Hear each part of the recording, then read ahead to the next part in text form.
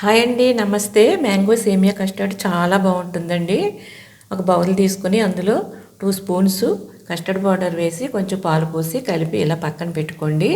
ఒక బౌల్ తీసుకొని అందులో కొంచెం నెయ్యి వేసుకొని సేమియాని బాగా వేయించుకున్న తర్వాత పాలు పోసుకొని సేమియా ఉడికించుకోవాలండి. ఇలా ఉడికిపోయిన తర్వాత మనం కలిపి పెట్టుకున్న కస్టర్డ్ పౌడర్ కూడా వేసేసుకుని చిక్కపడే వరకు ఉడికించుకోవాలి. తర్వాత మీరు తినే తీపిని బట్టి కండెన్స్డ్ మిల్క్ అన్న వేసుకోవచ్చు, పంచదార అన్న వేసుకోవచ్చు అండి.